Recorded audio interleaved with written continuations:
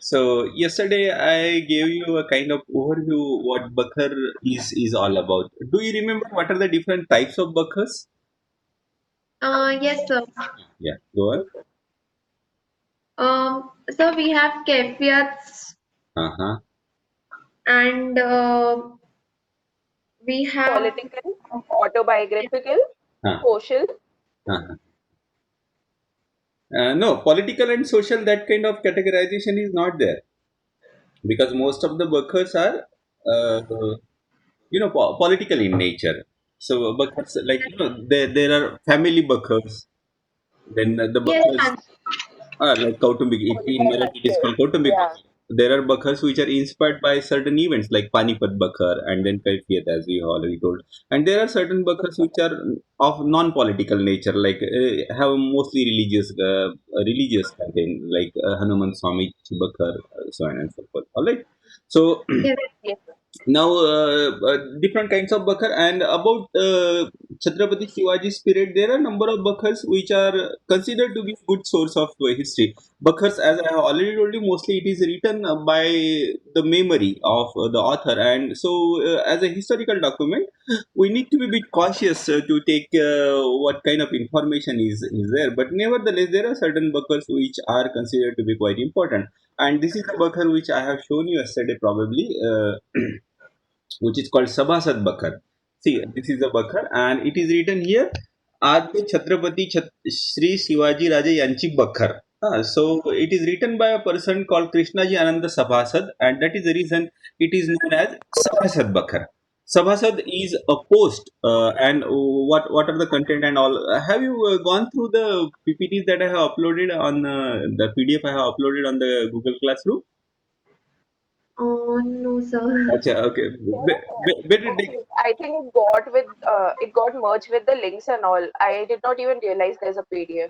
I'll check it today. Yeah, I'm uploading the PDF just a few days, 1 or 2 days before. Like next class, I will Okay. upload the PDF today itself. All right. So, We will keep a check on it, sir. better go Yes, through. sir. Now we'll check. Yes, sir. Better go through because the certain things and words, if you are already familiar, it becomes easy to comprehend.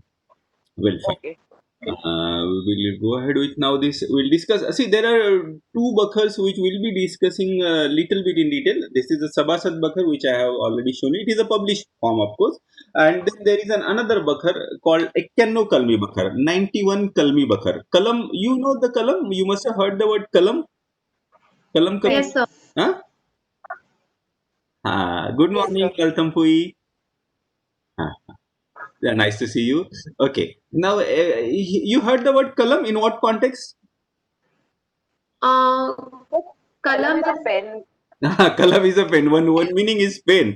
लेकिन apart from that, there is another meaning to it. Kalam. बताइए, Jasmeet. sir, is it like something related to the writers? For example, it is many times this word is used in terms of law. Okay. उस कलम के अनुसार, according to that kalam, according to that clause, the person. Yeah, please. Do you remember kalam? So kalam is nothing but section in the big chapter. So Ekkanno Kalmi Bakhar, you can understand that it is having 91 section, which I will be telling you shortly. So we'll start with this Bakhar, and let me start with presentation as well.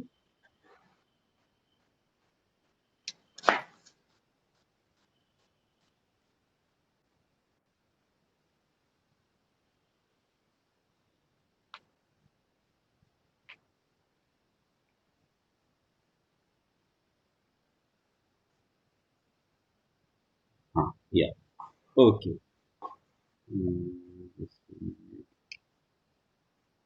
Okay. So this is a Bakhar which I have shown you, which is also called Shiv Chhatrapati Charitra and known as the Sabhasad Bakhar, and it is written by Krishnaji Ananta Sabhasad. Am I audible and clear and visible to you? Yes, Yes, sir. sir. Okay, so it is written by a person called Krishnaji Ananda Sabhasad, and Sabhasad is a designation. It is a post which was there in the administration of the Marathas, and this person Mhm. Krishnaji Ananta Sabhasad, he had very extensive knowledge about the southern part of India because Chhatrapati Shivaji. after his coronation, he went on expedition to southern part of India. And then during his expedition to southern part of India, he had a meeting with the Sultan of Golconda, Qutub Shah of Golconda. And then along with it was a kind of joint expedition to further into the south. Chhatrapati Shivaji and his men, they fought the war, but some portion of finance was provided by Qutub Shah, and they had an agreement among themselves that they will share the territory. Shivaji of course refused to hand over the territory, and that created certain differences. But nevertheless, this expedition to south, Shivaji's visit to Golconda, and their joint expedition to further into the south has created a diplomatic relationship between Shivaji, Chhatrapati Shivaji, and Qutub Shah of Golconda. And whenever the diplomatic alliance is formed, obviously the kings used to keep their men in the court of in the court of their friend. Like Chhatrapati Shivaji, some men were kept in the court of Qutub Shah at Golconda. It's kind of ambassador. An ambassador is a full establishment. You have a head, and then we have a clerk, and you have certain subordinate officer. Like also we now have ambassadors in the different country. The intention is to have a good diplomatic relationship. So as Shivaji has established a diplomatic relationship with Sultan of Golconda, he kept certain Maratha people there in the court of Golconda, and among them this person was there, Krishnaji Anant Sabhasad. And as he stayed in the court of Golconda, as he stayed in the southern part of India, he had a significant knowledge about the southern part of India. And now later on, after many years after Chhatrapati Shivaji's death, Chhatrapati Shivaji has died in 1680, and then immediately after that, Aurangzeb invades Maharashtra, which we have already had a kind of overview of the syllabus. When Aurangzeb invaded Maharashtra, he caught and killed Chhatrapati Shambhaji, and then Mughals, they attacked Raigad, Maratha capital. Now as Chhatrapati Shambhaji was killed, Chhatrapati Shambhaji's half brother Rajaram, he was put in the jail by Chhatrapati Shambhaji himself, because he feared that Rajaram and his supporter will conspire against him, throw him, dismiss him, remove him from the throne, and enthrone Rajaram as a Chhatrapati. And because of this conflict between these two half brother, they were half brother, remember. All of you understand the meaning of half brother? Anybody who doesn't understand? Yes, sir. So we understand. Oh, well, okay, fine. So Alia, fine. Yes, sir. Okay, fine. So Rajaram was in the custody of Sambhaji, but as Chhatrapati Sambhaji was killed, Maratha nobles, they had a meeting and then decided that let us release Rajaram from the jail and enthrone him as next Chhatrapati. And that is how Rajaram was released from the jail, and he was enthroned as Chhatrapati. But these events have taken place immediately after the death of Chhatrapati Sambhaji, and then Marathas were aware that the Mughals are going to invade Raigad, and in fact the Mughal army already started marching towards Raigad, and they thought that as one Chhatrapati is already killed, it is not good. It will not be good strategy that Rajaram who should stay at capital, and he will be also captured by Mughal, and then probably Marathas will be in a very precarious situation. So it is better that if the Chhatrapati is alive, people can rally around. The king always act as a kind of symbol for the people to come around and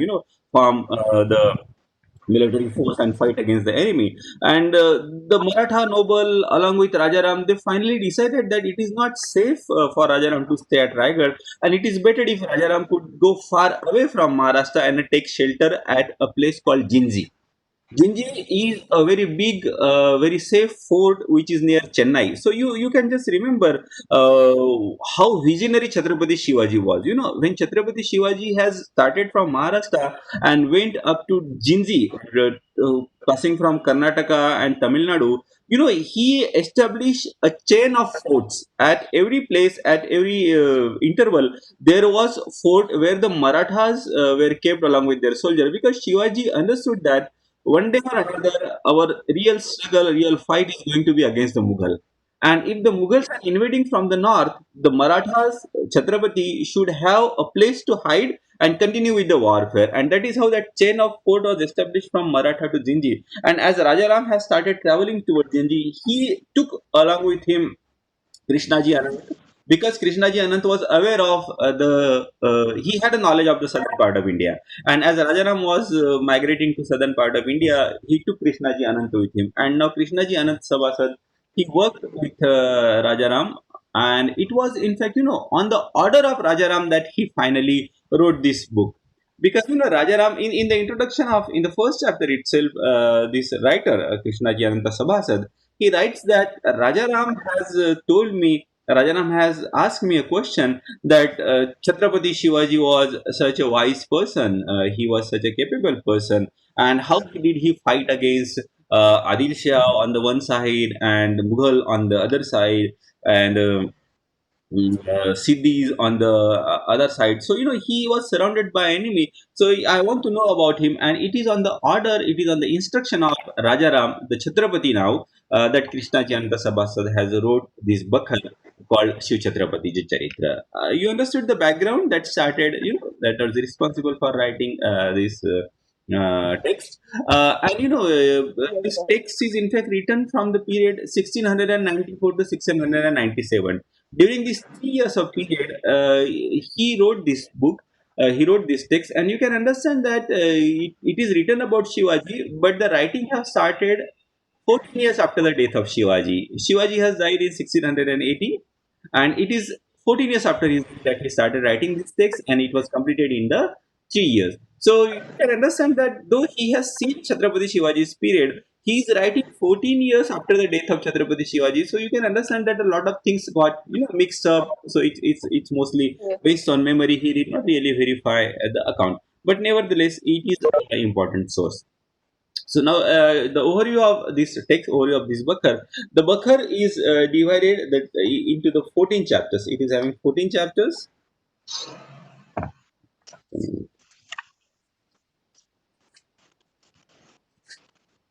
Well, can you see the index here?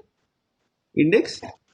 Yes. It is Yes. having 14 chapters, and he initially, like he gives in the first chapter, he gives information about Chhatrapati Shivaji's ancestors, and then from second chapter onwards, he start with describing about the major events in the Chhatrapati Shivaji's life.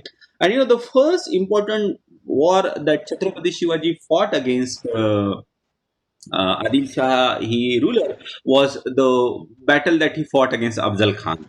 You know that meeting between Chhatrapati Shivaji and Afzal Khan, it is one of the very famous episode in the Maratha history. We'll be discussing that later on also when we'll be discussing about Chhatrapati Shivaji's relationship with Adil Shah. So here, the things do get mixed up here and there, but chronologically it is not very chronological sequence is a bit mixed up, but nevertheless it does give information about all the important event in Chhatrapati Shivaji's life. For example, he starts with Shivaji's early career, like early conquest around Pune, then Afzal Khan episode uh, is mentioned described in the second chapter, then Chhatrapati Shivaji's wars with Adil Shah and Mughal, and then Jai Singh's invasion. Mirza Raja Jai Singh was one of the important noble in the court of Mughal, and he was very capable person. So with huge army, he invades Maharashtra and then forces Shivaji to surrender a large number of forts and as well as to sign an agreement, Treaty of Purandar, which was signed in 1665. And he also asked Chhatrapati Shivaji to go and visit Aurangzeb at Agra. So then Agra visit, then Chhatrapati Shivaji did not, somehow he did not behave in a way that Aurangzeb wanted him to behave. There was an outburst of anger in the court, and as subsequently he was arrested. And it was a very daring escape. Very cleverly, Chhatrapati Shivaji managed to escape from Agra. And then after that, there is a sack of Surat, then further invasion of South, and there is an very peculiar episode in the life of Chhatrapati Shivaji. Chhatrapati Shivaji fought against Adil Shah. He fought against Aurangzeb. He established an independent kingdom in the middle of the opposition from all the sides. But his own son Sambhaji, he rebels against his father and joins Mughals. That episode we'll be discussing later on, but that is also discussed here. How Sambhaji, he went away from Chhatrapati Shivaji and joined hands with Diler Khan, the Mughal noble in the southern part of India. And similarly, Shivaji's coronation, his expedition to south, all that is discussed. And the very important thing that we get a lot of information about the how the forts are administered. During those days, forts used to be the key to the surrounding area. The fort, which is uh, difficult to conquer, the soldiers can stay safely protected there, and anybody who is holding the fort will have control over this region, because his soldier can sally forth from the fort, conquer the area, defeat the enemy, and then go back to their own safety. So, how the fort is to be administered, that is very important information we get from here. It also mentions about death of Shivaji.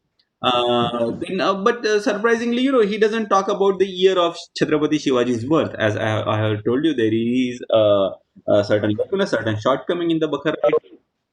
Now, about the Chhatrapati Shivaji's ideal. What was the ideal of kingship? What was the administration that he described? And then he does write that Chhatrapati Shivaji was inspired by the ancient Kshatriya ideal. Kshatriya is supposed to fight for the protection of the dharma. That is what is written in the Dharma Grantha. That is what is written in the Hindu scriptures. And that ideal used to be inspiration for Chhatrapati Shivaji. Like, he mentions an episode when Chhatrapati Shivaji was going to meet Afzal Khan, and somebody has expressed a fear that Afzal Khan is such a very strong person and such a cunning person. He had a history of calling the people for meeting and killing them. And how could you survive? It's very difficult. Probably you may not come alive. And Chhatrapati Shivaji quotes something from the Bhagavad Gita. There is an important verse in Bhagavad Gita in the second chapter. हतो वा प्राप्यसि स्वर्गं जित्वा भोक्ष्यसि महिम् तस्मात् अर्जुन युद्धाय तस्मात् कौन्तेय युद्धाय कृतनिश्चयः.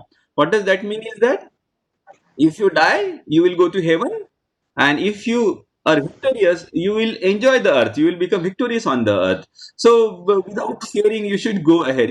So that was a kind of ideal which is put forth through the scriptures for the Kshatriya people. And Chhatrapati Shivaji, he believed that he is a Kshatriya and he should fight for the protection of the dharma, and whether the death and is not going to be a matter of concern. So, he himself, the Bakharkar, Krishnaji and the Sabhasad, also seems to be inspired by that Hindu ideal of, Kshatriya and legacy of the Hindu tradition. For example, during that same meeting between Afzal Khan and Chhatrapati Shivaji, he compared Chhatrapati Shivaji with a hero of the Mahabharata, that is Bhima, and Afzal Khan is compared with Duryodhana. So you can understand the allegory, the kind of inspiration that was there in the foundation of the Maratha kingdom, that you must fight for the protection of the dharma. And there is a lot of religion and politics that do get mixed up. For example, he mentions that Chhatrapati Shivaji is incarnation of Shiva. When he was born, the god Shiva came into the dream of Jizabai and said that I have incarnated on the earth to protect the dharma. But at the same time, he does mention that Shivaji did not discriminate against the Muslims. As he gave grant to the temples, he equally gave grant to the mosque and dargahs of the Sufis.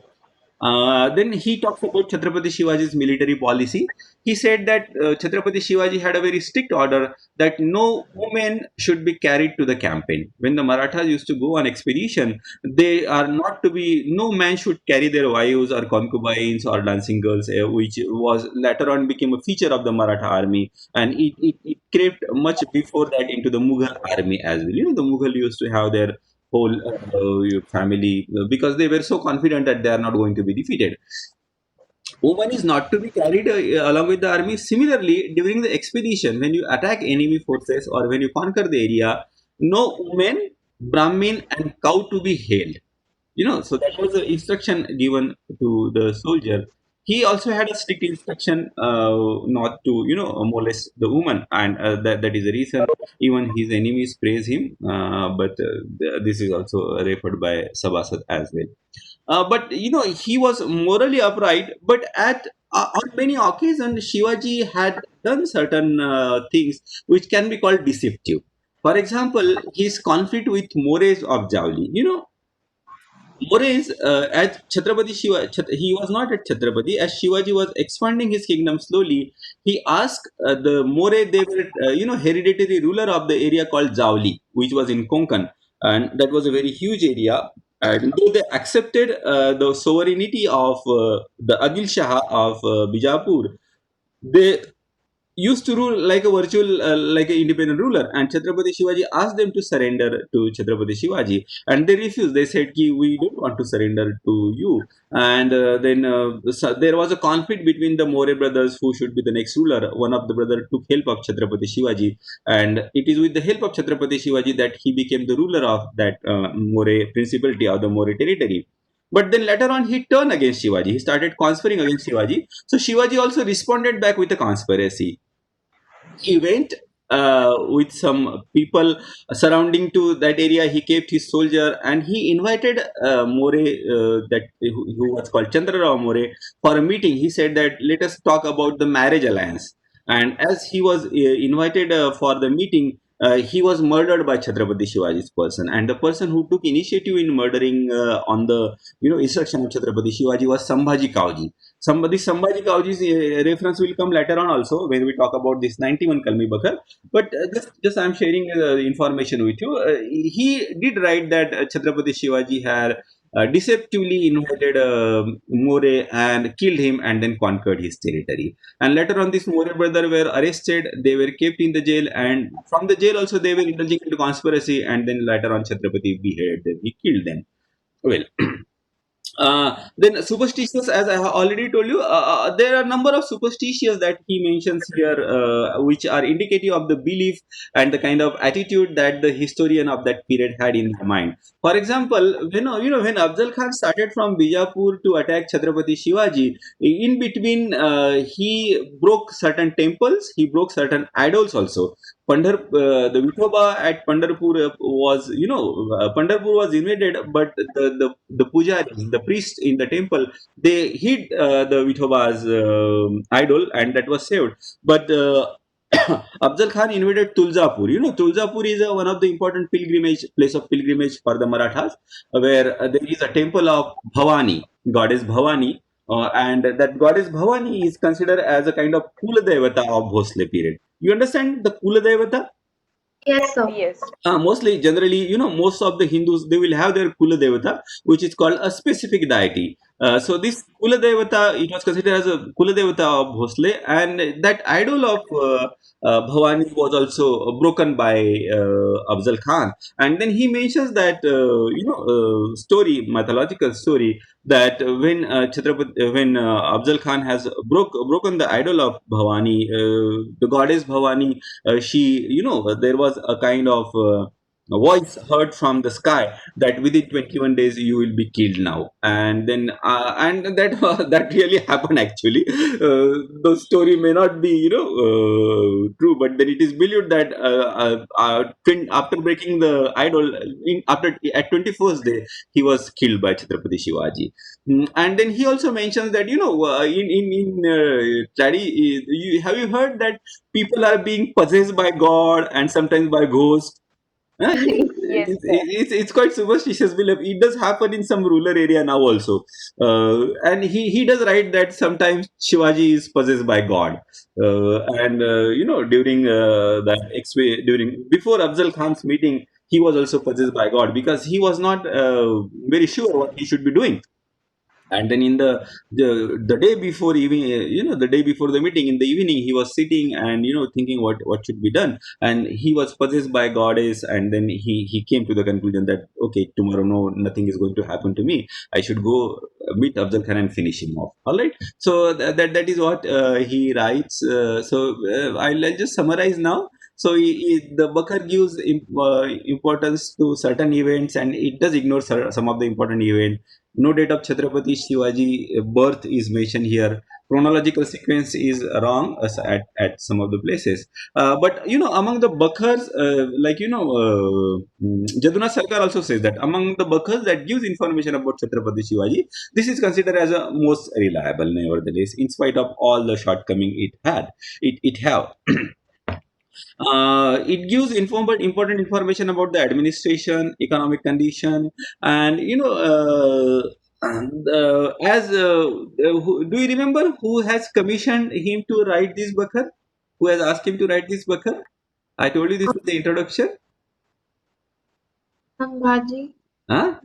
Rajaram, Rajaram. Rajaram, yeah. Okay. Rajaram has asked him to write this Bakhar. And yeah, Rajaram and Sambhaji, they had a kind of conflict for the throne. After Shivaji, who will become the next king, for this issue, there was a conflict between these two. And as he was in favor of Rajaram, he expresses very low opinion about Sambhaji. So that is also, when we make an analysis or when we do the internal criticism, we need to understand, as E.H. Carr says, who has written the history and in what position he has written. So we get an insight that he was definitely in favor of Rajaram, and as a result, he was, is bit critical about Chhatrapati Sambhaji.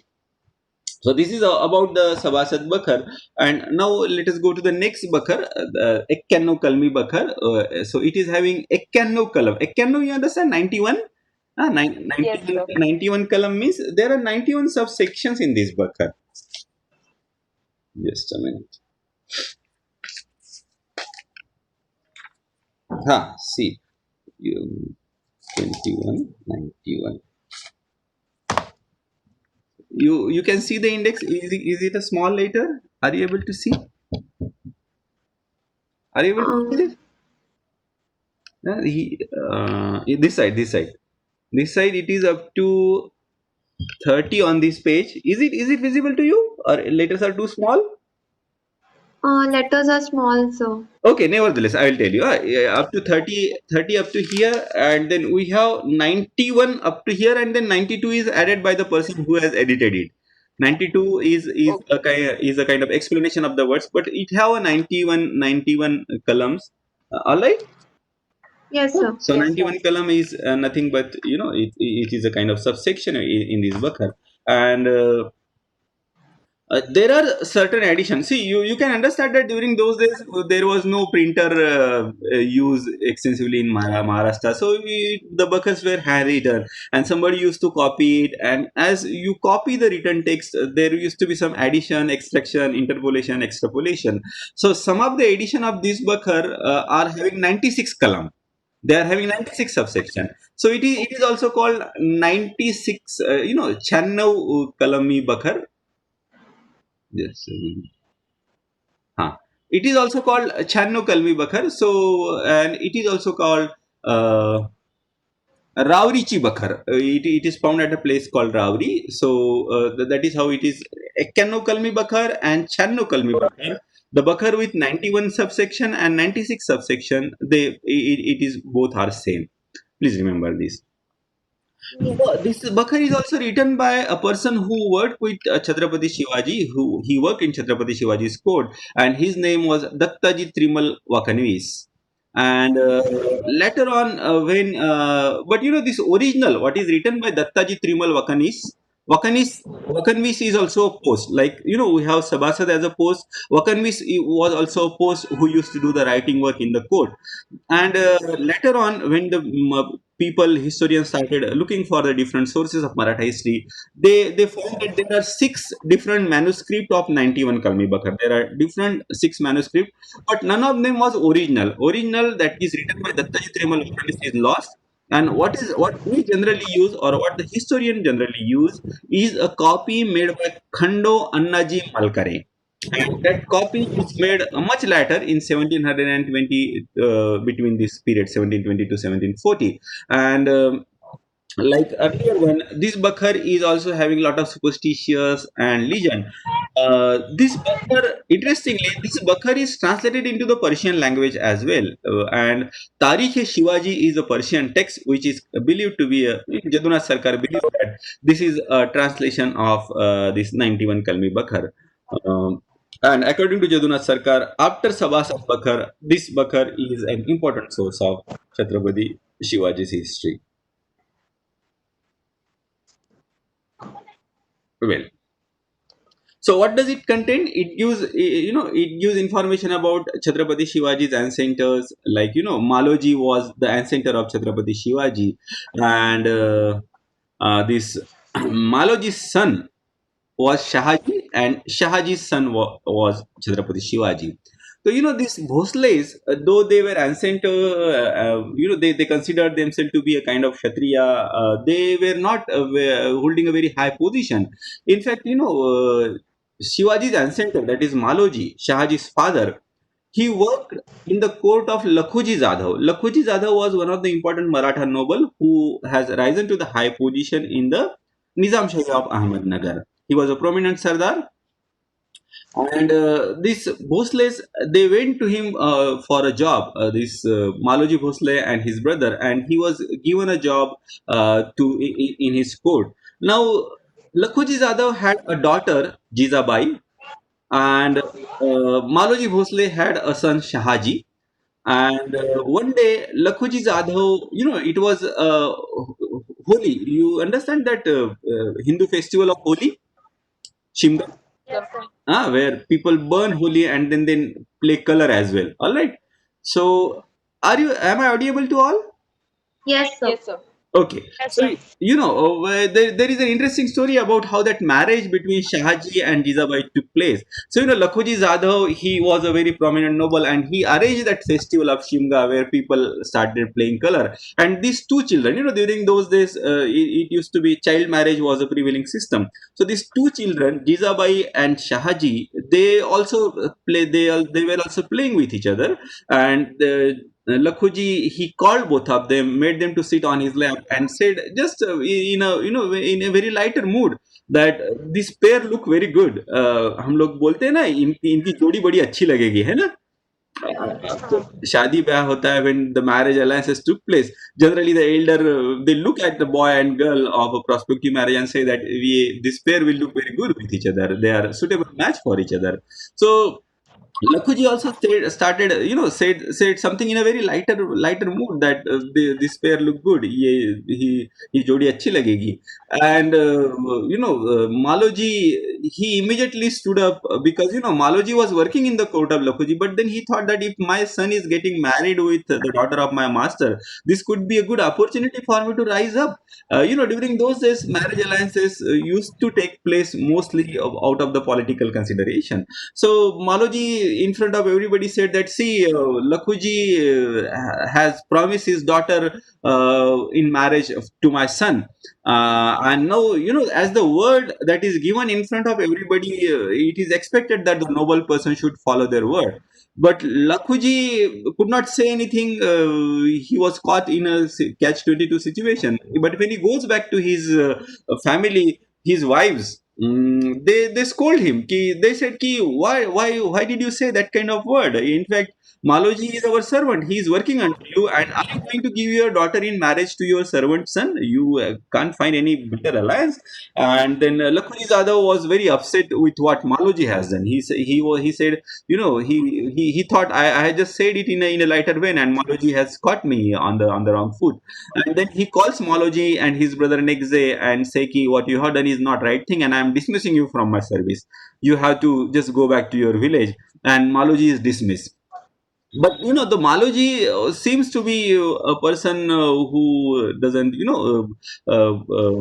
take the he has not taken this thing lying down. He went back to his village, and then he complains to Nizam Shah of Ahmednagar, and said that in front of everybody, Lakhuji has promised his daughter in marriage to my son, but now he is refusing to follow his word. And in fact, Nizam Shah has intervened. He was very angry with Lakhuji. He called Lakhuji to court and said that, as you have promised, marriage should take place, and that is how finally the marriage took place. But Lakhuji Jadhav was always upset with this has happened. And later on, what happened is, his own son-in-law, that is Shahadji, Jizabai's husband now, Shahadji, Shivaji's father, he became a very prominent noble in the court of Nizam Shah, and Lakhuji somehow did not like it, and so Lakhuji leaves the service of Nizam Shah, and then he joins the service of Adil Shah. That was a quite usual practice among the Maratha nobility there. Whoever they found beneficial, they used to shift their alliance from Nizam Shah to Ahmad Shah, so on and so forth. And then later on, the war was fought. Nizam Shah and Adil Shah fought the war, and Shahji fought from the side of Nizam Shah, and Lakhuji fought from the side of Adil Shah. So we have son-in-law and father-in-law fighting against each other to protect, to benefit the two sultanate of the southern part of India. And during this long drawn war that was going on, Jizabai was in a family way. She was about to become a mother, and as Shahji was carrying her from one fort to another fort, he was chased by Lakhuji. His own father-in-law, he chased him when Shahji was taking his wife, that is Lakhuji's daughter, to safe place, and Shahji was left with no option but abandon Jizabai. Finally, Jizabai was abandoned, and then Shahji was very upset. He told his wife that, see what condition your father is bringing on me. I am left with no option but to abandon you and run away to save my life. He runs away, it is said that, and then the Lakhuji's soldier with Adil Shah's soldier, they caught Jizabai, and they caught other Maratha noble. But then, as Jizabai was his own daughter, he left Jizabai. He allowed Jizabai to go, and Jizabai took shelter at Shivneri. She was in an advanced stage of pregnancy, and there she prayed to goddess Shivai on Shivneri fort that let the childbirth took place safely, and I will name the child after you. And that is how Shivaji was born at the fort called Shivneri, and it is on the name of goddess Shivai that he was named as Shivaji. So all this information and that interesting episode of the marriage between Jizabai and Shahji, that is mentioned in this Ekkannu Kalmi Bakhar, and earlier how this quality has risen to the high position, how he found a hidden treasure in his field, in his agricultural land, and that hidden treasure has become an important source for him to rise up. He also constructed tank, and all this information is given by the author in this Ekkannu Kalmi Bakar 19. Well, then Shahji, he was later on. What happened is the Nizam Shahi of Ahmednagar, it became extinct.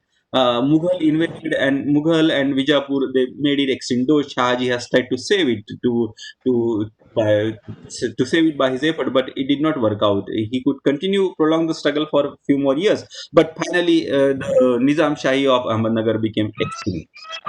Please remember, in Indian history, there are two Nizam Shahis.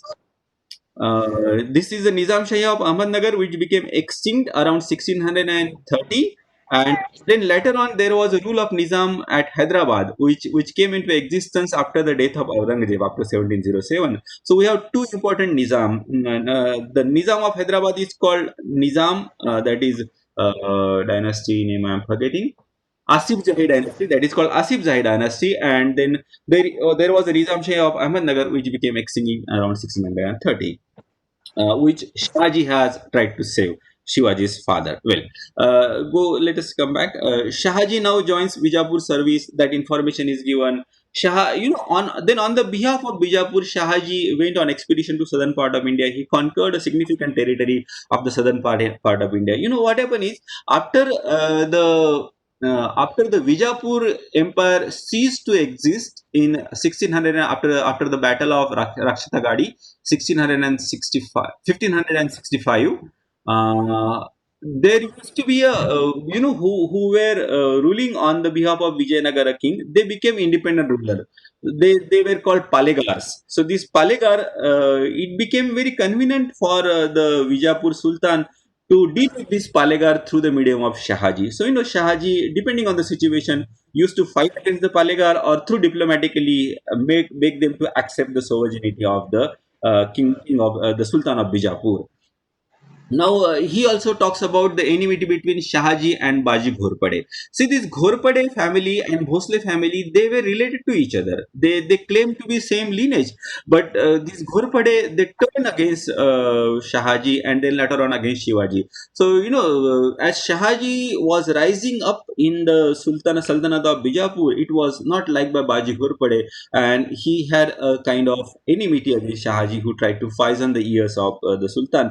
But surprisingly, there was a person called Randullah Khan. the noble in the Adil Shah's court, he was supporter of Shahji, and there is a mentioning of the good enduring friendship between these two people, Shahji and Randula Khal. Baji Ghorpade, in fact, tried to attack and arrest Shahji, but later on, Shahji has told Shivaji, as Shivaji later on became important, prominent, and military very strong. Shahji has told Shivaji that he is a person who has created a lot of trouble for him. So, if you are my son, you should take a revenge. And then it is stated that Chhatrapati Shivaji attacks Baji Ghorpade, and Baji Ghorpade is killed by Chhatrapati Shivaji. Further content of this Bakhar, he talks about Shivaji's conquest of surrounding area of Pune, Zawli, then Abdul Khan's attack, then Fazal Khan's attack as well. Abdul Khan was killed, and the army of Bijapur was driven away by Shivaji's men. But his son Fazal Khan, he escaped, and then he goes to court, and then he said that I want to take revenge of the murder of my father. And Fazal Khan, with the bigger army, attacks Chhatrapati Shivaji's territory. That information is given. Shaista Khan, the Mughal noble, he attacks Maratha territory. That invasion, he gives information. And then Jai Singh's invasion, Purandar's Treaty of Purandar. These are the important event in the life of Chhatrapati Shivaji that he gives information. Then about Agra visit and escape, then Sambhaji's rebellion, Shivaji's coronation, expedition to south, and it is, one important information that he also gives is that when Chhatrapati Shivaji went on an expedition to southern part of India, he also had meeting as well as conflict with his half brother Ekoji. you know Shahadji had two surviving sons. His eldest son was Sambhaji, who was killed, but he had two surviving sons, and these two surviving sons from two different wives. Shivaji was son of Jizabai, and Ekoji was son of Tukabai. And Shahadji left Shivaji and his mother at Pune, and he went to Bangalore on the as a soldier, as Sardar of Bijapur, and he established like a court at Bangalore. And whatever area that he has conquered in the southern part of India, that was given to his son Ekoji. And Ekoji also started ruling like almost like virtually independent ruler from Tanjavur. Tanjavur still have a Maratha dynasty ruling, and their lineage started from the son of Shahadji. So when Shivaji went to south, he met his brother Ekoji, and these two brothers had a kind of disagreement, because Chhatrapati Shivaji told him that, see, the area that you got is earned by our father, is conquered by our father. So being a son, I also have share into it. So you give me this share, my part of territory, the share, my share. And Ekoji said, Ki, then you give me a part of you, the territory in Maharashtra that you have conquered. And Chhatrapati Shivaji said that the territory in Maharashtra is conquered by me. It is not conquered by my father. So as it is conquered by me, you cannot claim the share. But the territory that you are ruling over is conquered by our father, so I can claim share. And this led to the disagreement. The brother walked out of Chhatrapati Shivaji's camp in quite an angry mood, and they prepared for war. And in fact, the war was also fought. Chhatrapati Shivaji and Ekoji, these two half brothers, they fought against each other. There was a killing of certain people, and then finally Chhatrapati Shivaji thought that it is not right, probably, to waste our energy in fighting against my own brother, and then he withdraws from the war. Well, now, as you know, in the earlier Bakhar, the Sabhasad Bakhar, I have already told you the Bakharkar, the writer, did mention about the cunningness of Shivaji in his dealing with the Mores of Zavgi. Similarly, do you remember in the Mores of Zavli, I mentioned about Sambhaji Kauji, one of the person that Shivaji trusted with, and this Sambhaji Kauji was a person who, in fact, killed the Chandra Rao More, murdered, in fact, invited him and then murdered him, and this created a kind of chaotic situation in Zavli, and Shivaji took advantage of it. This Sambhaji Kauji, later on, what happened is, some of the relatives of Sambhaji Kauji, they joins Adil Shah, and Chhatrapati Shivaji, he insults Sambhaji Kauji in the whole in front of everybody, in front of his courtier in the court. And Sambhaji Kauji, he becomes very upset. In fact, Sambhaji Kauji is mentioned to be a very strong person.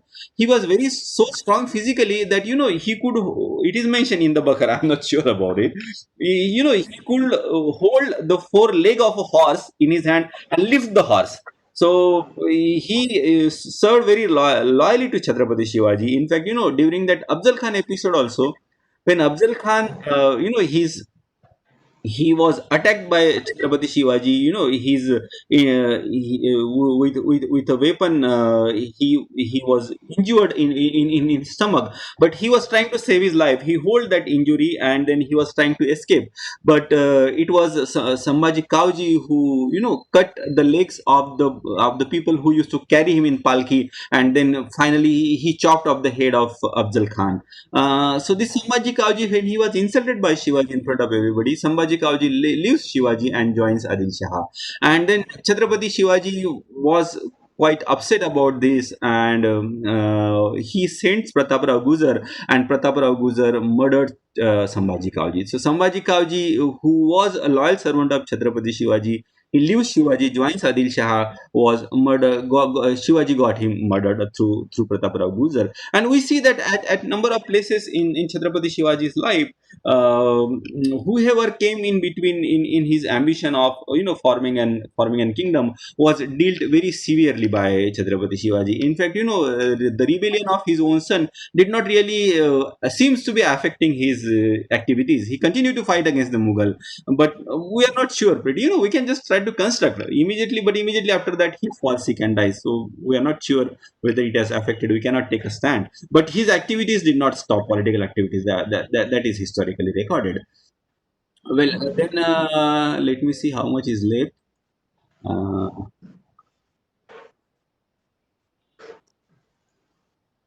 this is over. Pratap Guzar. Agra Hill. Well, okay. So this is all about these two important Bakhar, and then I have left with one more Bakhar, Chitnavis Bakhar. Little bit of information about Chitnavis Bakhar. Then we can sum up. Tell me, are you in a mood to go ahead and discuss about Chitnavis Bakhar, or it is enough for today? Anything is fine. Tell me. Anything is fine. If we Acha. continue, it's Other fine. other students.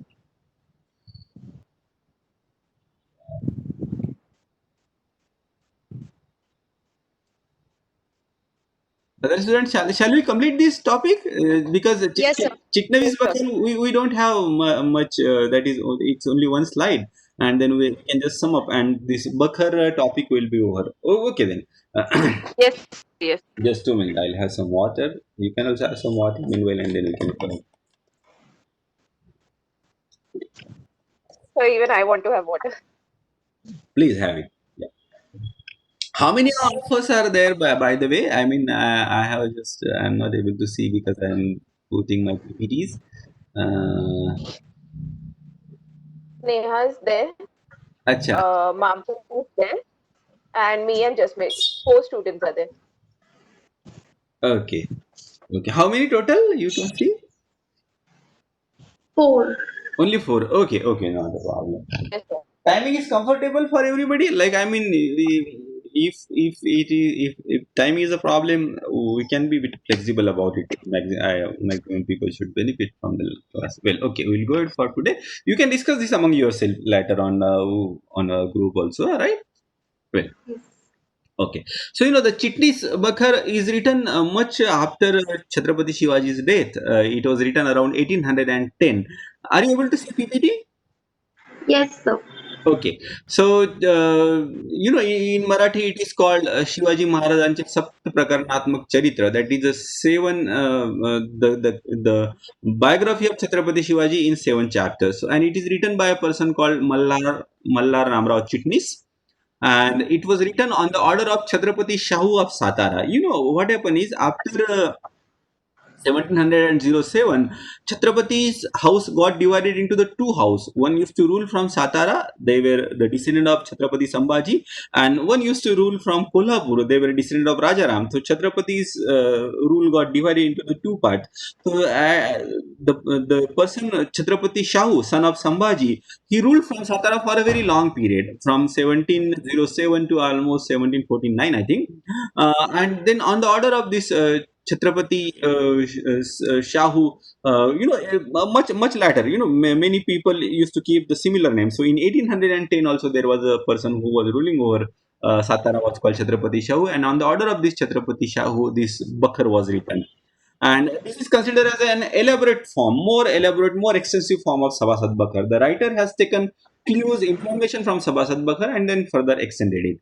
And it is again, though he has written from Satara, and Satara was ruled by the descendant of Chhatrapati Shivaji, but this Bakharkar writes against Sambhaji because his ancestors were killed by Sambhaji, and in this Bakhar he overly glorifies Shivaji. So about Chitnis Bakhar, I don't have much information. Two Bakhars we have discussed rather in detail, and about Chitnis Bakhar only this much is only I'm going to tell you. And during Peshwa's period, Maratha Empire have little bit now, just last a kind of last one or two para. During Peshwa's period, Maratha Empire it expanded in all the direction, and then there were large number of Bakhars written during Peshwa's period. Like we have Panipat Bakhar, Bhausahebanchi Bakhar, Bhausahebanchi Kaifiyat, Holkaranchi Thaili, and Holkaranchi Kaifiyat.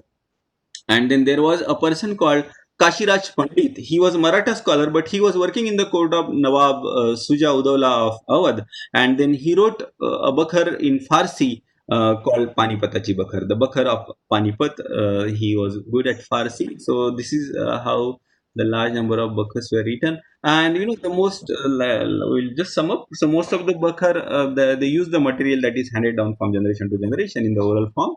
Reliability is of course is questionable, and but it does gives opinion about what the Maratha writers thought about their heroes. Like there is a lot of superstitious and legend which I have already told you. This is the references I have used.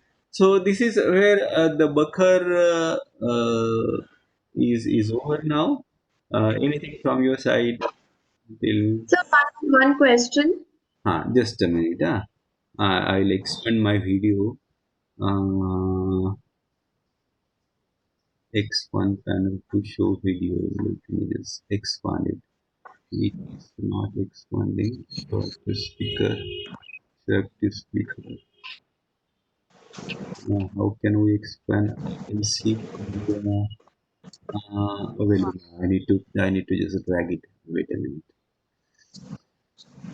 Yeah. Okay. I can see Sneha, Jasmeet, Lalthanpui, and Alia.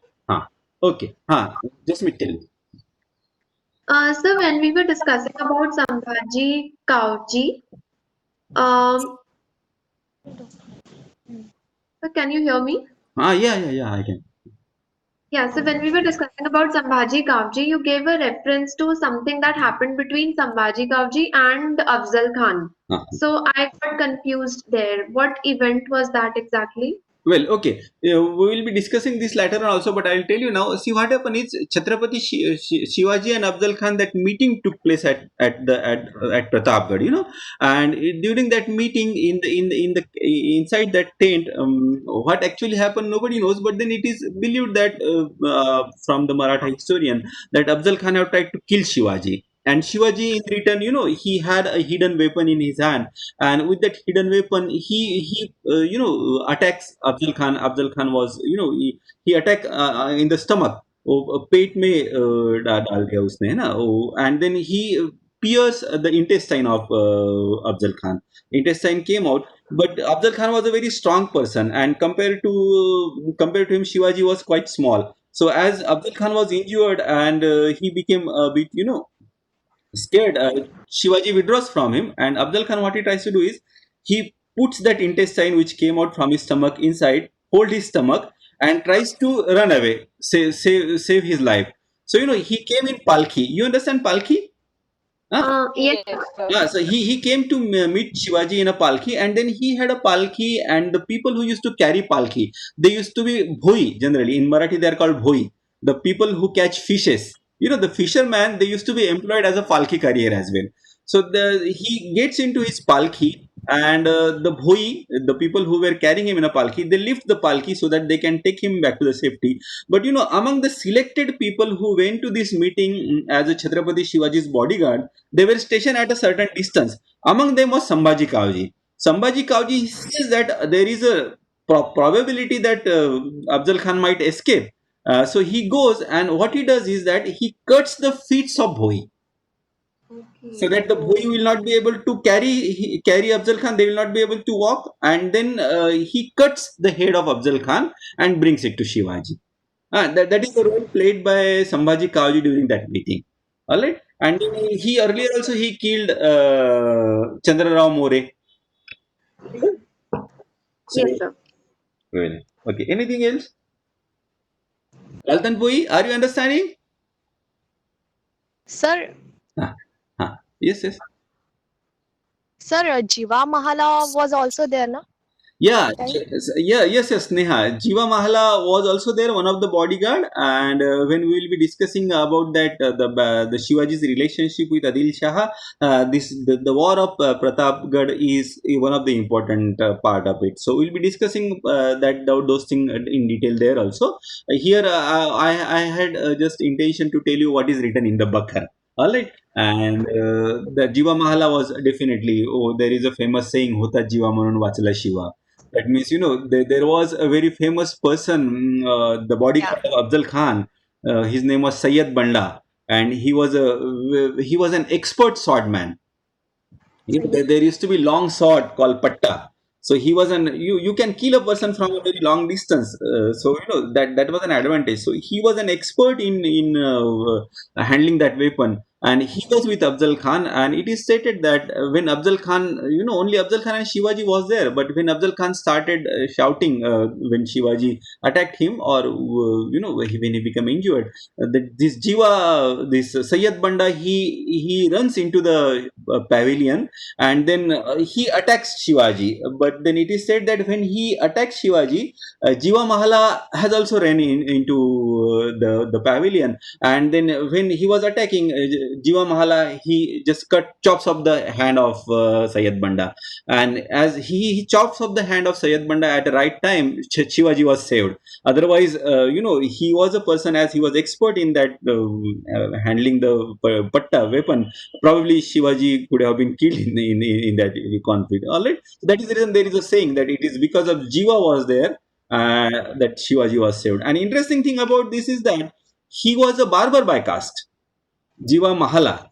He was a barber by caste, but he was being an expert. Shivaji kept him as his bodyguard. All right. Okay, sir. Thank you. Uh-huh. So, okay. Anything else from your side? No, Great. sir. Okay, next class, what we are going to do is, next class we will be discussing about one of the important source of Maratha history, that is called Ajna Patre. So this is a published text of Ajna Patre. Are you able to see this? Yes, sir. Yes, Ah, sir. so the PDF I will be uploading it today itself. Please go through this so that we can you will have a better understanding. All right. Yes. Okay, Yes, sir. sir. Okay. So shall we stop here for today? Yes, sir. Yes, sir. Yes, sir. Okay. Thank you. Have a nice day. And now next class will be on Monday, right? Yes, sir. Yes, sir. Yeah, tomorrow and after Yes. tomorrow we don't have any class. As we have 2 days, please go through the PDF as well. Bye. Okay, Yes. Okay. okay then. Bye. Take care. Yes, sir. Thank you. Thank you, sir. Bye, sir. Have a great day. You too have a nice weekend. Video stop meeting.